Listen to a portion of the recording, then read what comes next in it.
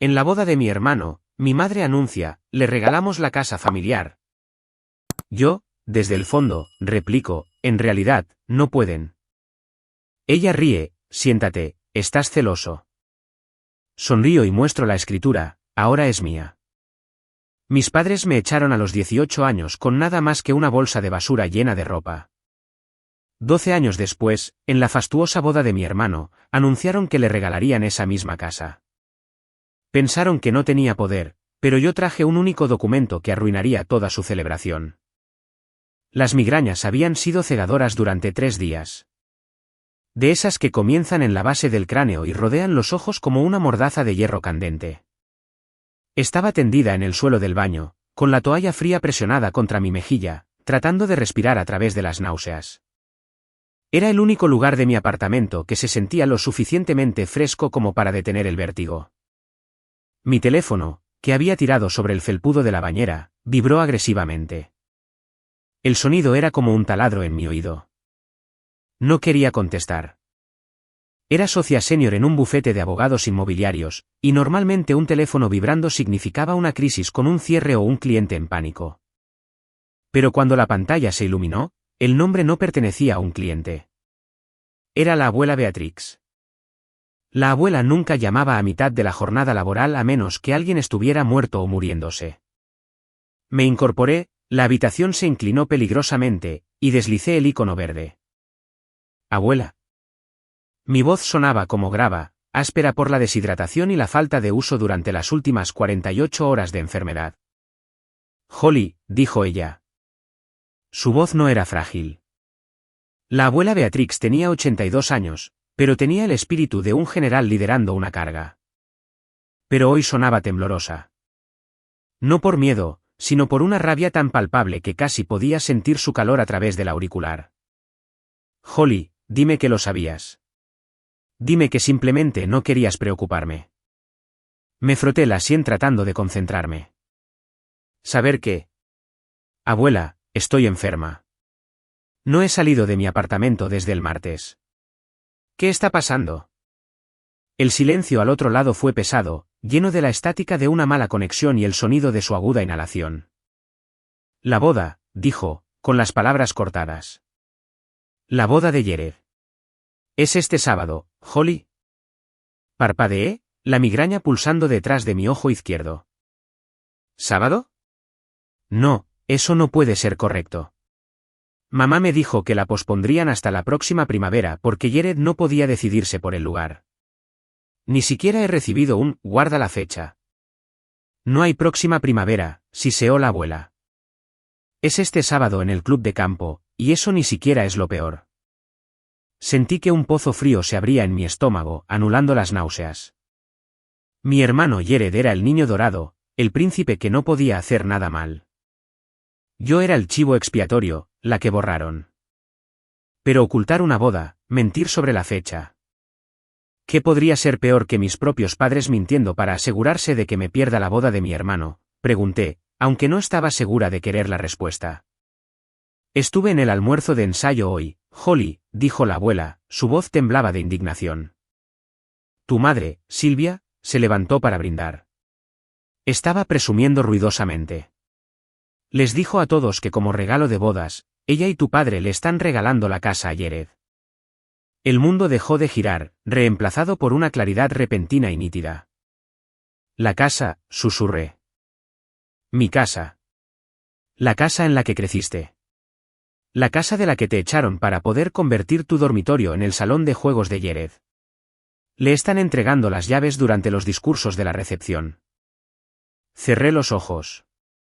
Esa casa, la victoriana de Elm Street.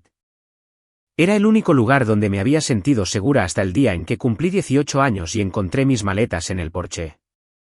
Era el símbolo de todo lo que me habían quitado y todo lo que le habían dado a él. No pueden hacer eso, dije, mi voz apenas audible. Lo están haciendo, espetó la abuela. A menos que vengas aquí. Les dije, si no voy, yo tampoco voy. Y si yo no voy, retiro los fondos para la luna de miel. Apreté el teléfono con más fuerza. Me latía la cabeza, mi cuerpo estaba débil y mi corazón se sentía como si lo hubieran vaciado con una cuchara sin filo. Me estaban borrando por completo. Estaban tomando la estructura física de mi infancia, el lugar donde lloré hasta quedarme dormida preguntándome por qué no era lo suficientemente buena, y se la estaban entregando al niño que me atormentó todos los días de mi vida. Estaré allí, dije, la enfermedad en mi estómago convirtiéndose en algo duro y frío. Bien, dijo la abuela, porque necesito que veas esto. Necesito que veas en lo que se han convertido. Colgué el teléfono y me recosté sobre el azulejo frío, mirando al techo. Lágrimas se escaparon de las comisuras de mis ojos, calientes y punzantes. No era solo la exclusión. No era solo el favoritismo. Era la pura y absoluta crueldad. No solo le estaban dando una casa. Le estaban dando mi historia. La traición era peor que el diagnóstico en sí. Las siguientes 24 horas fueron un borrón de recuperación y furia hirviente. Me obligué a beber agua, a comer una tostada, a ducharme para quitarme la enfermedad de la piel. Necesitaba estar aguda. No podía entrar en esa guarida de leones luciendo como un animal herido. Eso era exactamente lo que Silvia querría. Ella prosperaba con mi debilidad. Si me presentaba pálida y temblorosa, ella lo usaría como prueba de que estaba inestable, una narrativa que había estado tejiendo a la familia extendida durante más de una década. Mi teléfono sonó de nuevo a la tarde siguiente. Esta vez, la identificación de llamada mostraba a mamá. Lo miré durante un largo momento.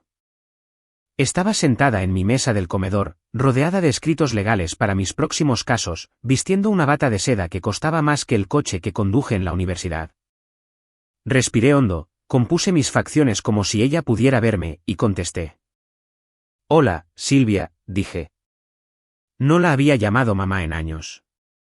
Holly, su voz era melosa, rebosante de una dulzura falsa que me ponía los dientes de punta. Era la voz que usaba cuando actuaba para una audiencia. Me alegra haberte atrapado, mencionó la abuela Beatrix. ¿Habló contigo? Lo hizo, respondí, manteniendo mi tono plano. Mencionó que la boda es el sábado, la que me dijiste que era la próxima primavera.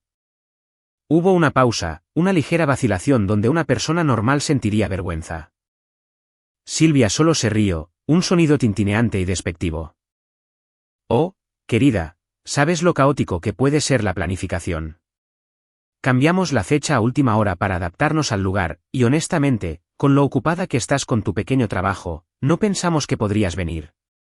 No queríamos presionarte. ¿Mi pequeño trabajo? Yo era socia en una de las firmas principales de la ciudad. Ganaba 3 veces lo que mi padre ganaba en su mejor momento. Pero para Silvia, a menos que fuera una ama de casa casada con un médico, yo estaba fracasando. Puedo ir, dije. La abuela dijo que no asistiría a menos que yo estuviera allí. Sí, bueno, el tono de Silvia se agudizó, el azúcar disolviéndose instantáneamente. Ella está siendo dramática en su vejez. Pero si insistes en venir, supongo que podemos hacer espacio para una silla en la parte de atrás. Mesa 19. Está cerca de la cocina, pero es lo mejor que podemos hacer con tan poca antelación. Mesa 19. La mesa de los proveedores, probablemente, o la mesa para los primos lejanos que todos olvidaron. Estará bien, dije. Y Holly, añadió, su voz bajando a un susurro áspero. Jared está muy estresado. Este es su gran día. Su prometida, Courtney, viene de una familia muy prominente. No hagas que esto se trate de ti. No uses nada llamativo. Y por favor, trata de controlar tus celos. Le estamos dando a Jared un regalo muy significativo y no quiero que estés de capa caída en un rincón. Se refería a la casa. Estaba tratando de silenciarme preventivamente porque sabía exactamente cuánto dolería. Quería asegurarse de que yo me sentara allí, tragara el insulto, y viera cómo le entregaban mi herencia al niño dorado. No soñaría con arruinarle el día a Jared, dije, y lo decía en serio. No iba a arruinarlo.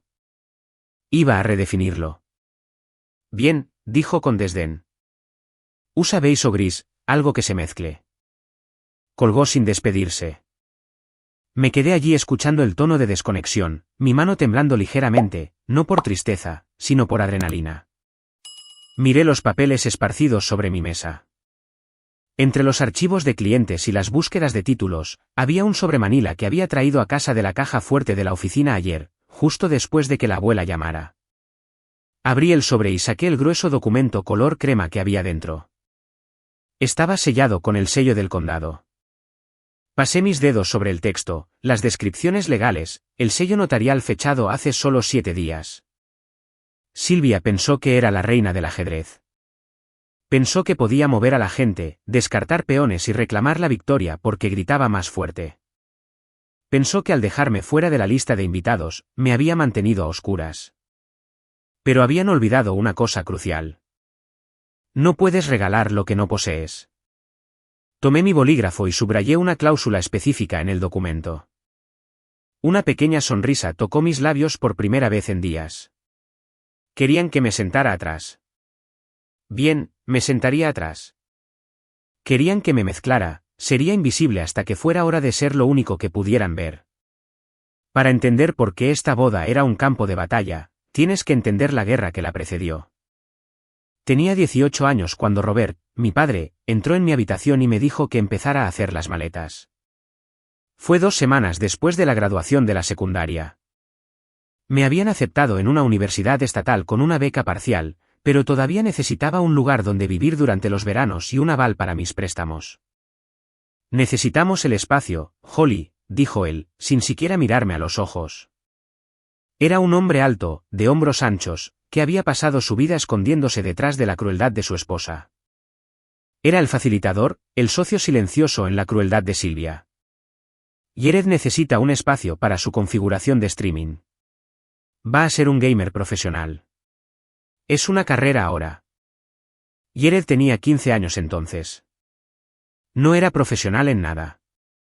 Era un estudiante promedio que pasaba 12 horas al día gritándole a un monitor y tirando los controles cuando perdía. ¿Pero a dónde se supone que voy a ir?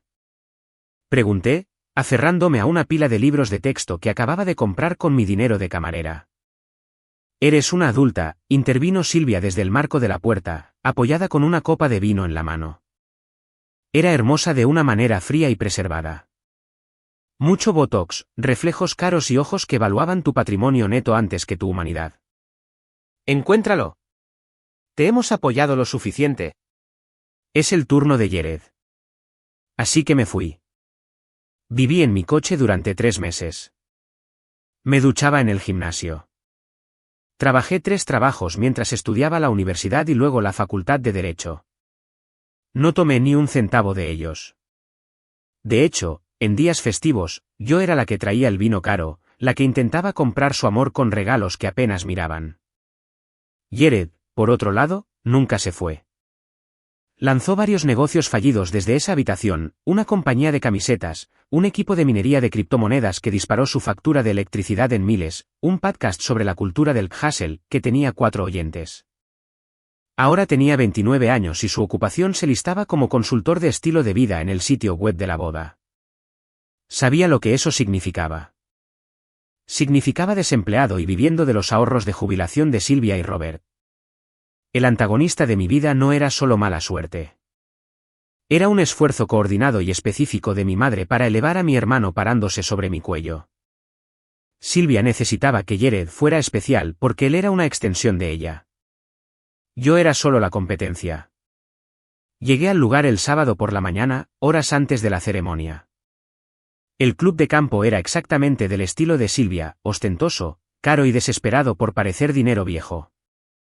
Rosas blancas cubrían cada superficie. Un cuarteto de cuerdas se estaba instalando. Los vi desde el otro lado del césped. Silvia estaba dirigiendo a los floristas, ladrando órdenes, mientras Robert la seguía, sosteniendo su bolso. Y allí estaba Jared. Se veía exactamente como esperaba, engreído. Llevaba un smoking que claramente costaba más que mi primer año de matrícula, riendo con sus padrinos. Se veía suave, imperturbable por las luchas del mundo real porque nunca las había enfrentado. Observé cómo Silvia caminaba hacia él, ajustándole la corbata, mirándolo con una adoración que nunca, ni una sola vez, me había mostrado a mí. Le susurró algo y ambos rieron, mirando hacia el estacionamiento donde pronto llegarían los invitados. Probablemente le está diciendo cuánto dinero se ahorró al no invitar a tus amigos, dijo una voz a mi lado. Me giré para ver a la abuela Beatrix. Estaba sentada en un banco, agarrando su bastón con intensidad de nudillos blancos. Se veía regia con azul marino, pero sus ojos estaban cansados. Abuela, dije, sentándome a su lado y tomando su mano. Te ves hermosa.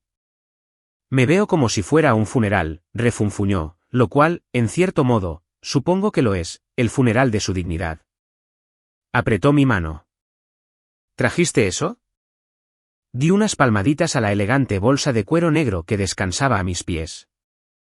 Era pesada, no con objetos, sino con consecuencia. ¿Lo traje? Bien, dijo ella, apretando la mandíbula. Jared vino a verme ayer. Me preguntó si finalmente iba a morir pronto para que él pudiera convertir mi cabaña en un Airbnb. Pensó que estaba siendo gracioso. Mi sangre se heló. ¿Te dijo eso? Es un monstruo, Holly, creado por otros dos monstruos. Miró la casa principal del club de campo.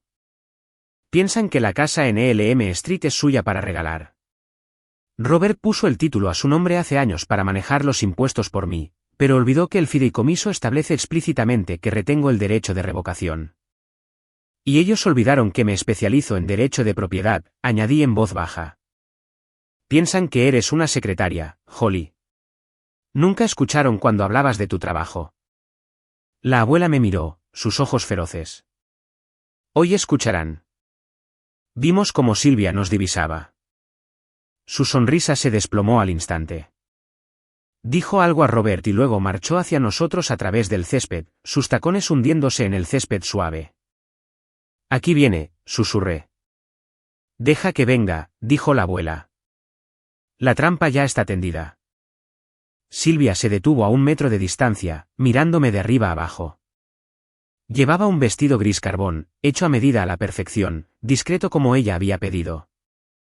Pero la forma en que estaba sentada, piernas cruzadas, barbilla levantada, claramente la molestó. Llegaste temprano, dijo Silvia. Sin saludo. Y Beatrix, por favor, no empieces con la cara agria. Esta es una ocasión alegre. Es un circo, Silvia, respondió la abuela. Silvia puso los ojos en blanco. Dirigió su mirada hacia mí, sus ojos entrecerrándose mientras miraba mi bolso.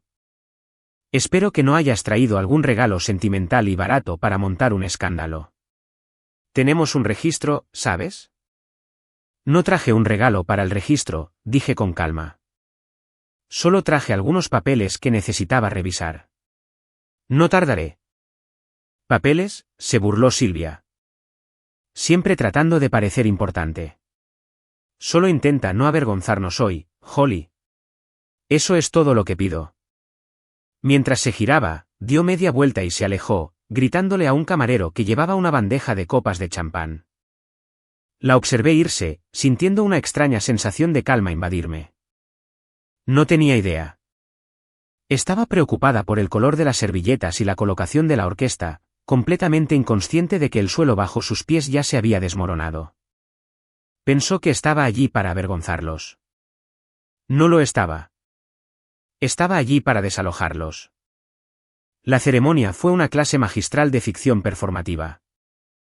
Me senté en la última fila de sillas plegables blancas, tal como me habían instruido, encajada entre una prima lejana que masticaba chicle con la boca abierta y un pilar que obstruía media vista. Vi a mi hermano Jared de pie en el altar, secándose lágrimas que sabía que eran más por la atención que por la emoción. Courtney, su novia, estaba deslumbrante, pero también parecía joven, demasiado joven para entender el nido de víboras en el que se estaba casando. Cuando el oficiante comenzó a hablar sobre la construcción de un hogar y los cimientos sagrados de la familia, sentí una vibración en mi bolso. No era mi teléfono.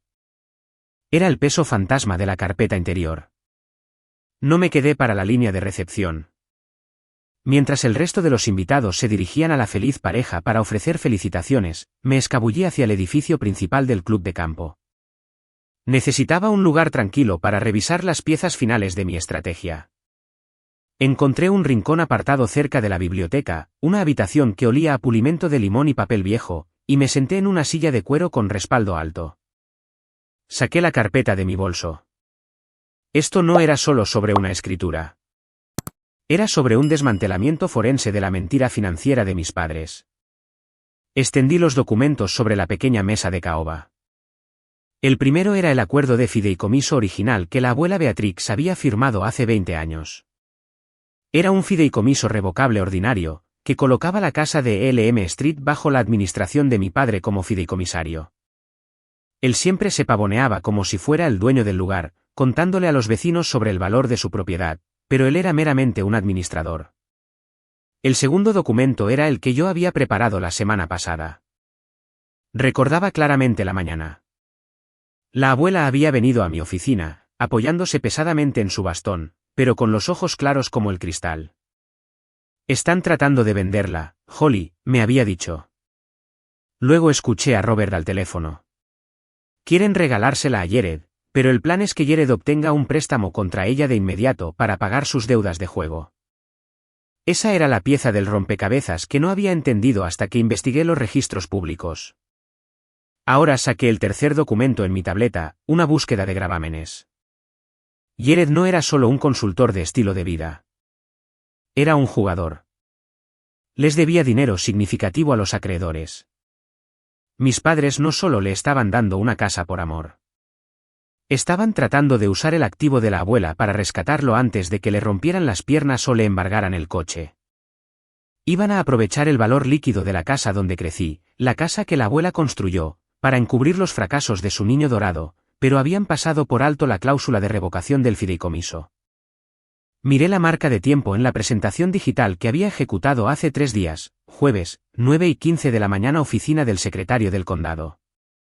La abuela había revocado formalmente el fideicomiso, despojando a mi padre de su estatus de fideicomisario. Inmediatamente después, había ejecutado una escritura de renuncia, transfiriendo la propiedad en 42 Elm Street a un nuevo propietario, Holly V. Miller. Yo era la dueña.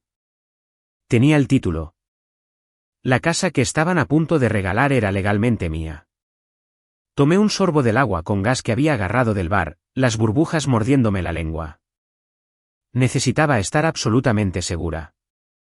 Llamé a mi asistente legal, Sarah, que estaba en espera a pesar de ser sábado. Holly, contestó al primer tono. Estoy mirando el registro ahora mismo. ¿Está cerrado?, pregunté, mi voz firme, aunque mi corazón martilleaba contra mis costillas. Está cerrado, sellado y entregado, confirmó Sarah. La transferencia de título se registró hace 48 horas. El sistema electrónico está actualizado. Si intentan presentar algo el lunes, será rechazado inmediatamente. Eres la única propietaria registrada. ¿Y los gravámenes? Encontré 3 sentencias más contra Jared esta mañana, añadió Sarah, su voz bajando. Es malo, Holly. Debe alrededor de $80,000. Si tus padres le hubieran transferido ese título, los acreedores habrían estado sobre esa casa en una semana. No solo salvaste la casa, detuviste una ejecución hipotecaria. Iban a sacrificar el legado de la abuela para pagar su hábito de póker, susurré, la comprensión asentándose sobre mí como una manta pesada. ¿La abuela sabe lo de los juegos de azar? No le dije el alcance total, Sarah, dijo. Pero sabe lo suficiente. Sabe que son imprudentes. Gracias, Sarah. Eres un salvavidas. Vea por ellos, jefa. Colgué y miré los papeles. Esto ya no era solo venganza. Era una misión de rescate. Mis padres estaban dispuestos a quemarlo todo para mantener caliente a Jared. Iban a entregar un activo de $600,000 a un hombre que lo perdería en un mes. Organicé los papeles, la revocación, la escritura y la búsqueda de gravámenes. Los sujeté con un clip. Esta era mi arma. Era afilada. Estaba cargada. Y era hora de caminar hacia la línea de fuego. Me puse de pie, alisando la falda de mi vestido, y miré mi reflejo en la ventana oscura. La mujer que me miraba no era la asustada chica de 18 años llorando en el porche. Era socia de Miller Vance y Associates. Era un tiburón, y olía sangre en el agua. La sala de recepción era un espacio cavernoso adornado con gasa blanca y luces de hadas. Una banda de swing tocaba una versión jazzística de una canción pop, y el aire olía a carne asada y perfume caro. Encontré la mesa 19. Como predije, estaba escondida detrás de una gran columna decorativa justo al lado de las puertas batientes de la cocina. Cada vez que un camarero salía disparado con una bandeja, una ráfaga de ajo y vapor me golpeaba. Me senté sola. Los otros asientos de la mesa estaban vacíos, probablemente reservados para invitados que tuvieron el buen juicio de no presentarse. Observé la mesa principal. Estaba elevada en una plataforma, como una sala del trono. Silvia estaba siendo el centro de atención, riendo con la cabeza echada hacia atrás, su mano descansando posesivamente sobre el hombro de Jared. Robert bebía whisky, con la cara roja y jovial. Parecían realeza. Parecían intocables. Luego la música se desvaneció. El padrino, uno de los amigos gamer de Jared que usaba gafas de sol en interiores, balbuceó un discurso sobre cómo Jared era una leyenda. Luego llegó el momento. Robert se puso de pie y golpeó una cuchara contra su vaso. La sala quedó en silencio. Silvia se paró junto a él, radiante, agarrando un micrófono. Gracias a todos por venir, la voz de Silvia resonó, amplificada y eco. Hoy se trata de amor. Se trata de familia. Y para Robert y para mí, se trata de legado. Hizo una pausa para el efecto dramático, mirando a la multitud. Sus ojos escanearon la sala, pasando por alto la mesa 19. Queríamos darles a Jared y Courtney un comienzo en la vida que refleje cuánto significan para nosotros, añadió Robert, su discurso ligeramente arrastrado. No queríamos que se preocuparan por el alquiler o las hipotecas. Queríamos que tuvieran un hogar. Un murmullo recorrió a la multitud. Así que, anunció Silvia, su voz temblando de emoción teatral, oficialmente estamos regalando a los recién casados las llaves de la finca familiar en ELM Street. La multitud jadeó. Estallaron los aplausos. Un proyector bajó detrás de ellos, mostrando una foto de la casa victoriana. Mi casa. La casa de la abuela. Silvia metió la mano debajo de la mesa y sacó una llave de cartón pintada de dorado, cómicamente grande, con una cinta roja. Se la entregó a Jared, quien se puso de pie y la abrazó, secándose los ojos. Fue un momento perfecto, una mentira perfecta. No grité. No volqué una mesa. Simplemente me puse de pie, recogí mi bolso de cuero negro y caminé. Caminé más allá de las puertas de la cocina. Caminé más allá de las mesas de tías y tíos que no me habían hablado en años. Caminé directamente hacia la mesa principal. Los aplausos se estaban apagando mientras la gente volvía a sus ensaladas, pero algunas personas me notaron acercarme. Silvia me vio primero. Su sonrisa vaciló por una fracción de segundo antes de convertirse en un ceño fruncido. Bajó de la plataforma para interceptarme antes de que pudiera alcanzar el micrófono o a la novia. ¿Qué crees que estás haciendo? Siseó, agarrando mi antebrazo superior, sus uñas clavándose en mi piel. Siéntate ahora. Robert estaba justo detrás de ella, luciendo molesto. Holly, por el amor de Dios, no montes un escándalo. No ahora. No estoy montando un escándalo, dije, mi voz tranquila, contrastando bruscamente con sus susurros frenéticos. Solo quería felicitarlos por un gesto tan generoso. Es muy noble. Silvia parpadeó, sorprendida por mi tono. Aflojó ligeramente su agarre. Bueno, sí, lo es. Cuidamos de nuestra familia, Holly. Quizás si hubieras sido más agradecida, las cosas serían diferentes para ti. Ese es el problema, Silvia, dije lo suficientemente alto como para que las damas de honor en la mesa cercana se giraran a mirar. Es fácil ser generoso con cosas que no te pertenecen. El rostro de Silvia se endureció. Disculpa. La casa, dije, sonriendo cortésmente. No puedes dársela a Jared. No empieces con esta rutina de celos, espetó Robert. Compré esa casa hace 30 años. Puedo hacer lo que demonios quiera con ella. En realidad, no la compraste, papá. La abuela lo hizo. Y la puso en un fideicomiso. Yo soy la fideicomisaria. Robert ladró, su cara tomando un tono carmesí más profundo. Tengo pleno poder notarial. ¿Había usado el tiempo pasado? Silvia intervino, posicionando su cuerpo para bloquearme la vista de la sala principal. Estás borracha, escupió. Estás celosa y amargada y estás tratando de arruinar el momento de tu hermano porque no soportas que él sea feliz y tú estés sola. Vuelve a tu mesa o vete. No estoy borracha, madre, y no estoy celosa. Abrí mi bolso y saqué la carpeta. Soy abogada y les estoy diciendo que acaban de cometer fraude públicamente. Silvia soltó una carcajada aguda y seca. ¿Fraude? No seas ridícula. ¿Crees que agitar unos papeles nos asusta? Conocemos la ley. ¿Y ustedes la conocen?, pregunté. Porque si conocieran la ley, sabrían que la abuela Beatrix revocó su fideicomiso el jueves por la mañana.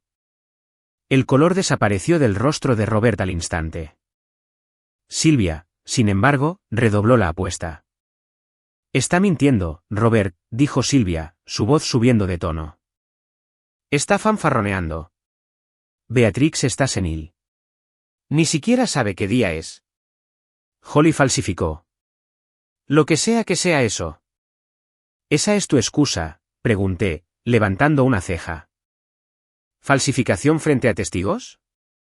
Fuera de aquí. Siseó Silvia, señalando la salida con un dedo tembloroso. Sal antes de que haga que seguridad te arrastre.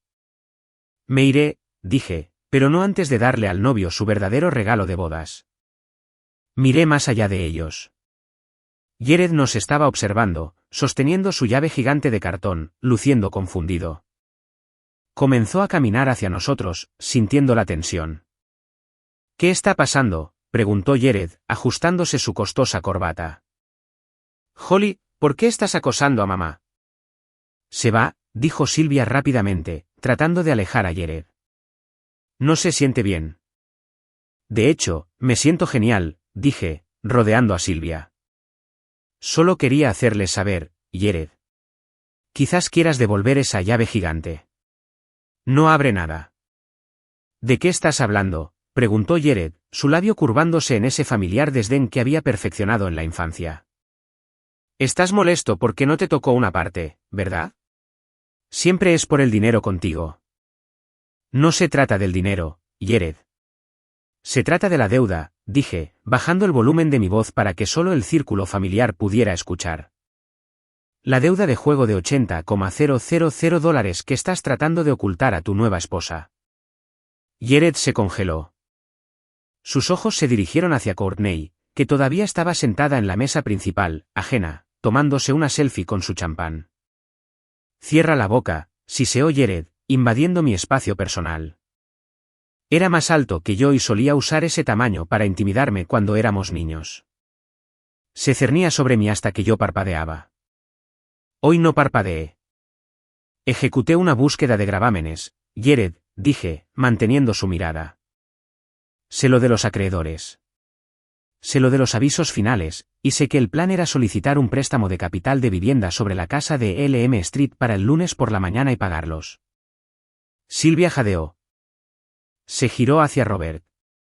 Dijiste que era para el inicio de su negocio. Así que ni siquiera Silvia sabía el alcance total. Robert también le había mentido a ella.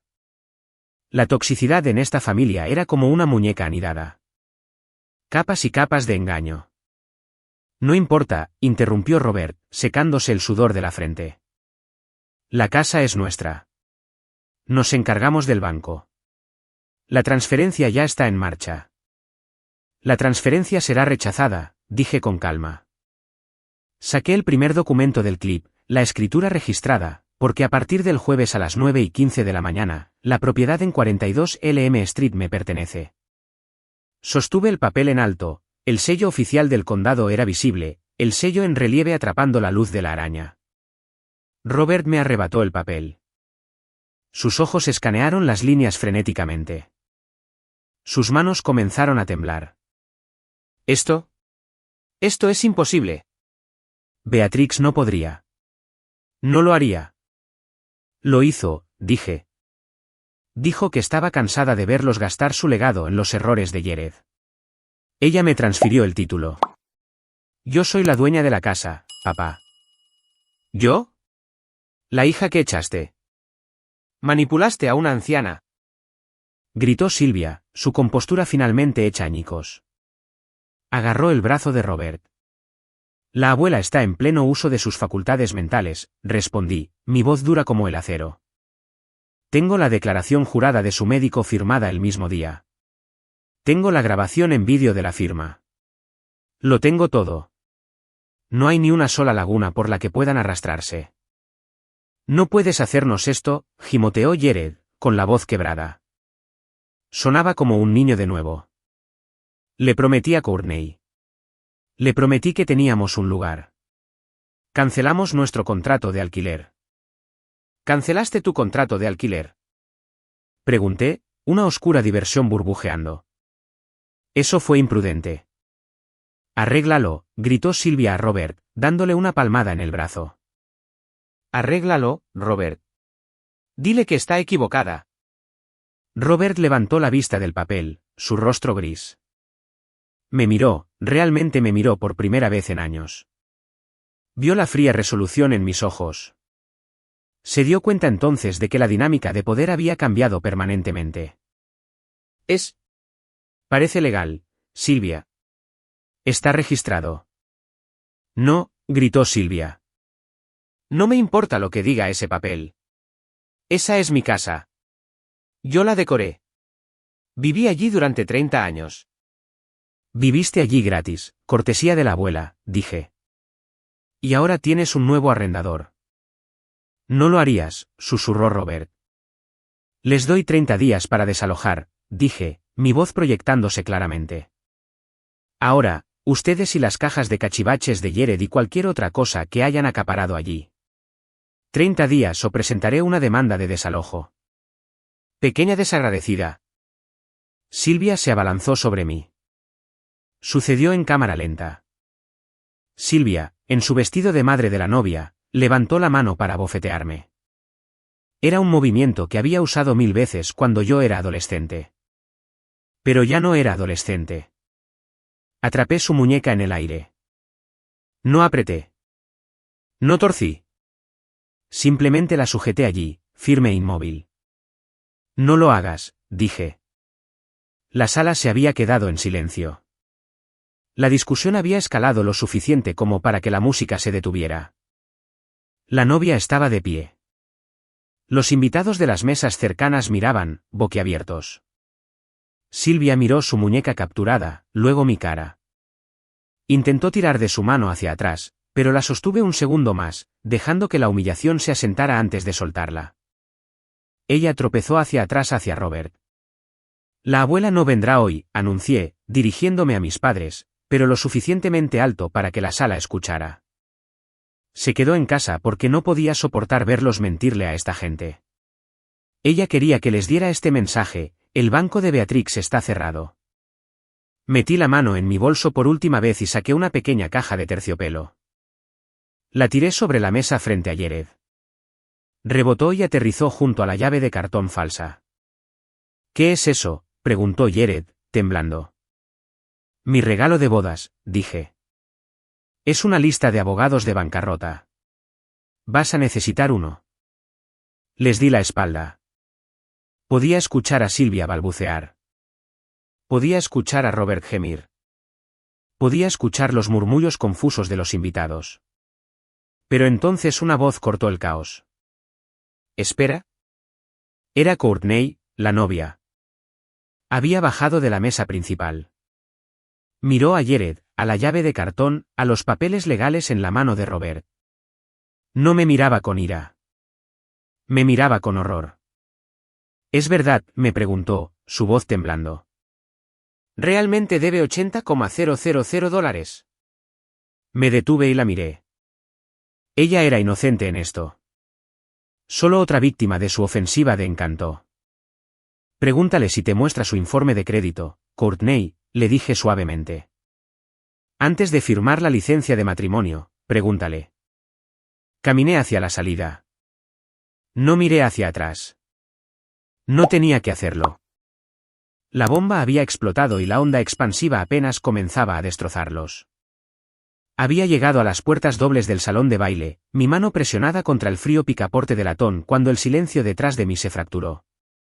No fue el sonido de Silvia gritando esta vez ni el blanqueo de Robert. Fue un sonido mucho más devastador para su imagen cuidadosamente curada, el sonido de una novia sollozando.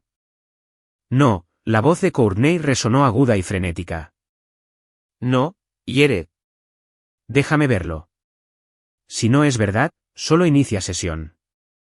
Me detuve. Mi instinto, el mecanismo de supervivencia que había perfeccionado durante 12 años, me gritaba que empujara las puertas, llegara a mi coche y condujera hasta que la recepción fuera una mota en mi espejo retrovisor.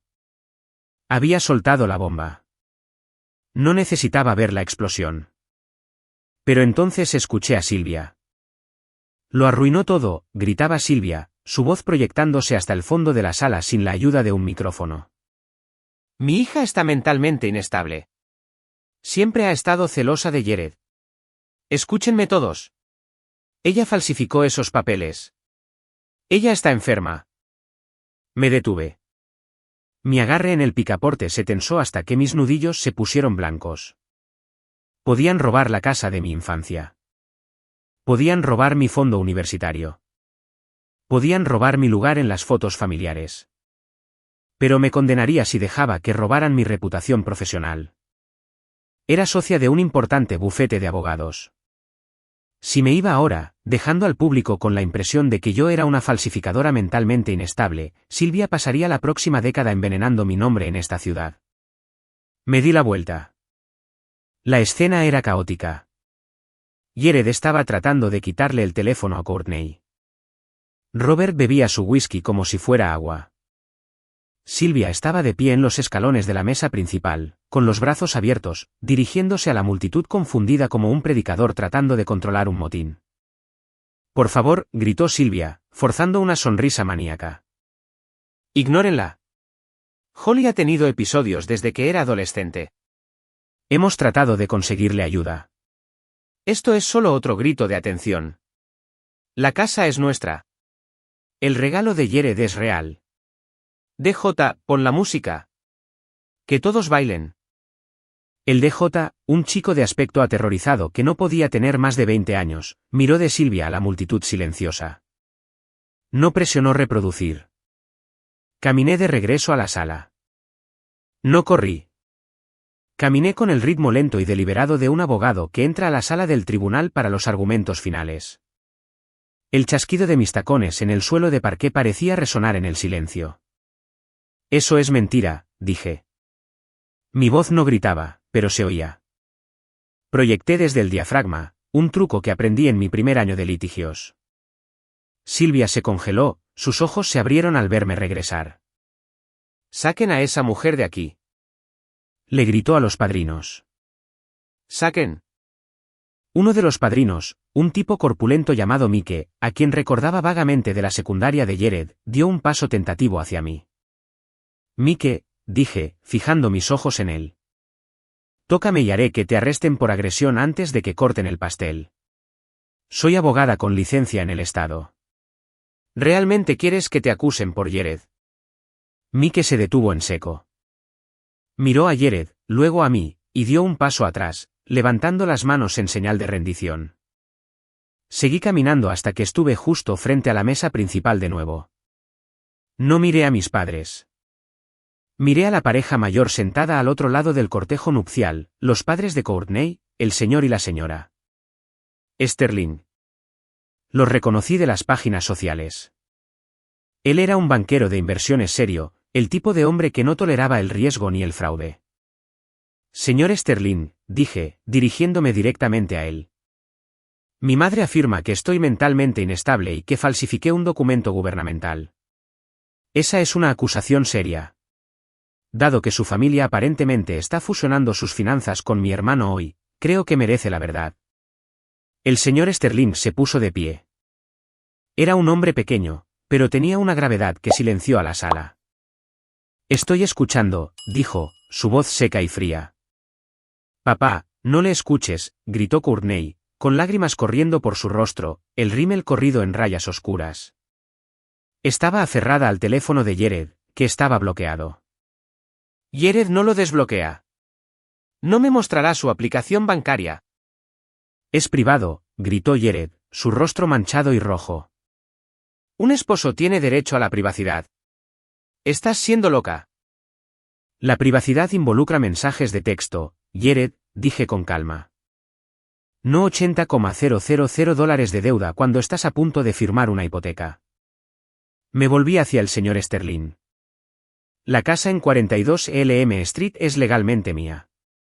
La abuela Beatrix la transfirió para prevenir exactamente lo que está sucediendo ahora. Mis padres no tienen activos para dar. Hipotecaron su propia casa 3 veces para pagar esta boda para impresionarlos. Un jadeo colectivo recorrió la sala. Silvia parecía estar ahogándose. Eso es mentira. Rugió Robert, golpeando su vaso vacío sobre la mesa. Se hizo añicos, enviando fragmentos de vidrio al centro floral. Somos solventes. Somos ricos. Entonces, ¿por qué la abuela Beatrix pagó el depósito de Catherine?, pregunté. Tengo el recibo en mi bolso. ¿Por qué le pediste un préstamo al tío Mark la semana pasada? Vi el hilo de correos electrónicos. Estaba fanfarroneando sobre el hilo de correos electrónicos, pero conocía a mi padre. Siempre pedía dinero cuando estaba acorralado.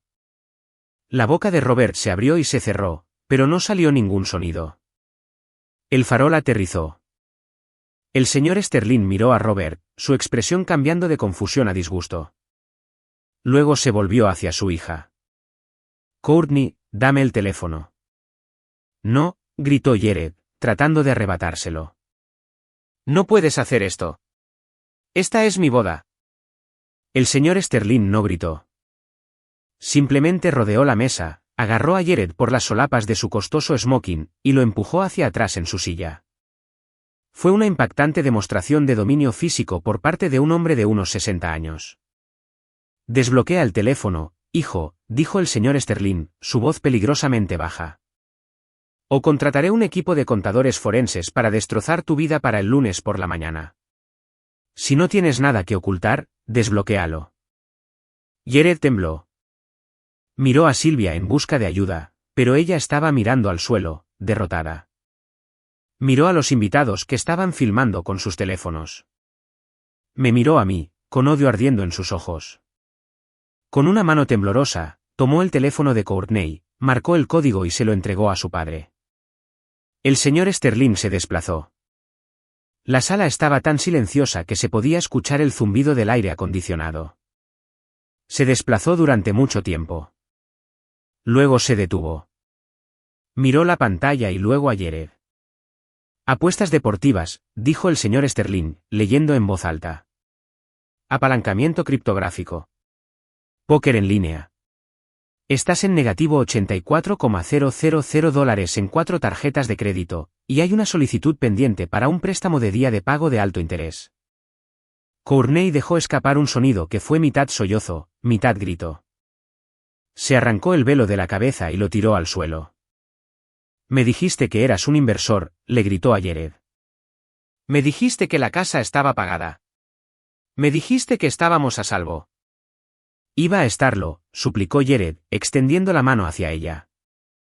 Una vez que mamá me diera la escritura, iba a arreglarlo. Solo necesitaba un poco de tiempo.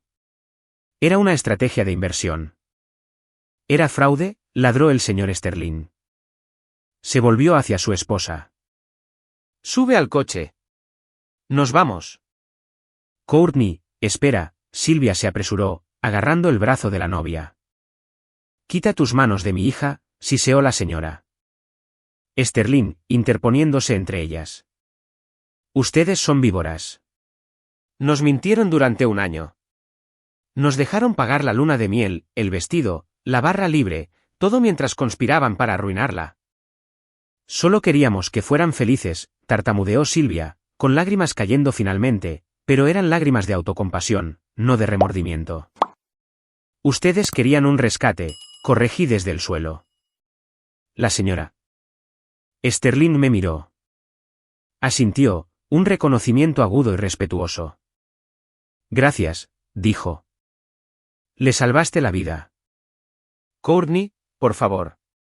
Jared estaba de rodillas ahora, llorando, con mocos corriendo por su cara. Te amo. No te vayas. Courtney lo miró. Miró al hombre con el que había prometido pasar su vida hace solo 5 horas. Luego miró la llave de cartón todavía sobre la mesa. Anulamos, dijo fríamente. Se dio la vuelta y salió, sus padres flanqueándola como guardaespaldas. La sala estalló. El hechizo se había roto. Los invitados comenzaron a ponerse de pie, agarrando sus bolsos, susurrando frenéticamente. La ilusión de la familia perfecta se había hecho añicos en 1.000.000 de pedazos, y yo estaba parada en el centro de los escombros. Sylvia se derrumbó en su silla, enterrando la cara entre las manos. Robert se sirvió otra copa de una botella que había agarrado de un camarero que pasaba, ignorando el caos. Jared permaneció de rodillas, sollozando en el mantel. Los miré por última vez. No sentí alegría. No sentí triunfo. Solo sentí un profundo y agotador alivio. El peso de ser el chivo expiatorio, el portador de sus secretos, finalmente había desaparecido. Me dirigí a los invitados, a las tías y primas que me habían ignorado toda la noche. Disfruten del pastel, dije. Escuché que fue muy caro. Y entonces, finalmente, salí. 30 días después, el camión de mudanzas estaba en el camino de entrada de 42 Elm Street. No fue un día triste. El aire otoñal era fresco, con olor a hojas secas y humo de leña. Estaba de pie en la acera sosteniendo una taza de café, viendo a los trabajadores sacar la última de las cajas de la casa. No eran mis cajas. Sylvia y Robert habían intentado luchar contra el desalojo. Por supuesto, Robert había amenazado con demandar, alegando derechos de ocupación ilegal, lo cual era ridículo dado que yo era la titular del título. Sylvia había intentado el chantaje emocional, enviándome mensajes de texto largos y divagantes sobre cómo estaba destruyendo a la familia y cómo Dios me castigaría.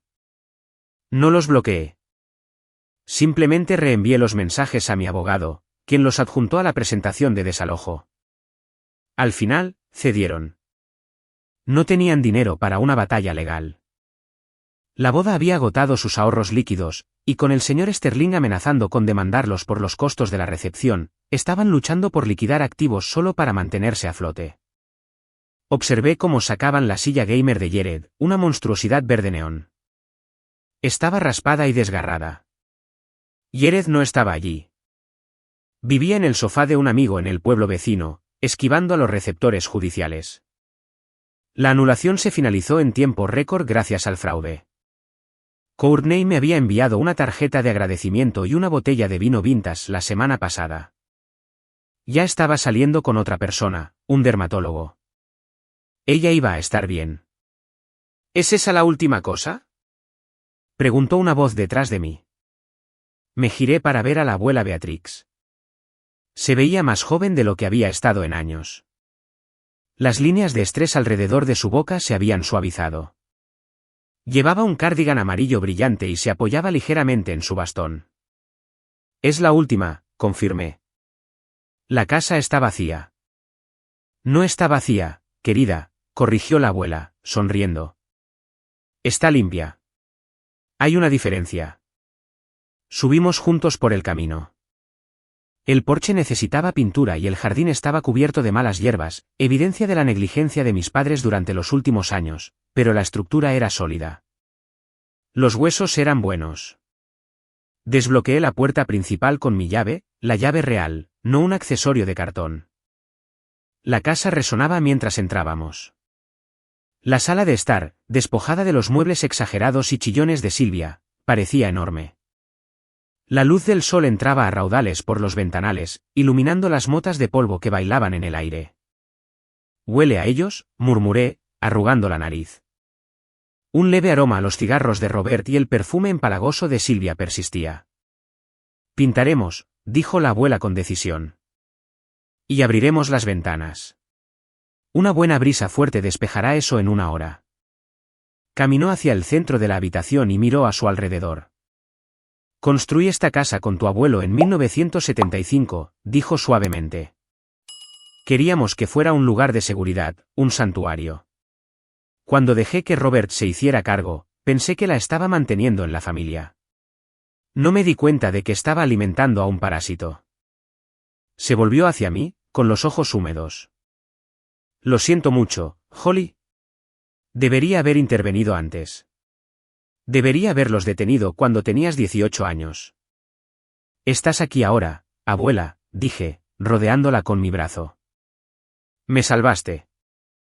No, querida, negó con la cabeza. Te salvaste a ti misma. Te convertiste en la mujer que ellos nunca podrían ser. Honesta, trabajadora, fuerte. Caminamos por la casa habitación por habitación. Planeamos las renovaciones. Convertiríamos el comedor en una biblioteca. Arrancaríamos la vieja alfombra de mi antiguo dormitorio, el que Jared había ocupado durante 12 años. Lo vaciaríamos por completo. Planeo convertirlo en una oficina en casa para mi bufete. Practicaría derecho en la misma habitación donde solía llorar por mi tarea. ¿Qué hay de ellos?, pregunté mientras estábamos en la cocina. ¿Sabes a dónde fueron? Alquilaron un apartamento de 2 dormitorios cerca de la autopista, dijo la abuela, su tono desprovisto de piedad. Es pequeño, sin lavavajillas, sin patio. Robert tuvo que volver a trabajar. Consiguió un trabajo como consultor para una firma de nivel medio. ¿Y Silvia? Bueno, Silvia está descubriendo que sin una casa grande y un hijo exitoso de quien presumir, sus amigas no están muy interesadas en sus llamadas telefónicas. Suena solitario, dije. Lo es, coincidió la abuela. Pero es la vida que construyeron ladrillo a ladrillo. Salimos al porche trasero y nos sentamos en los escalones, observando cómo caían las hojas en el patio trasero.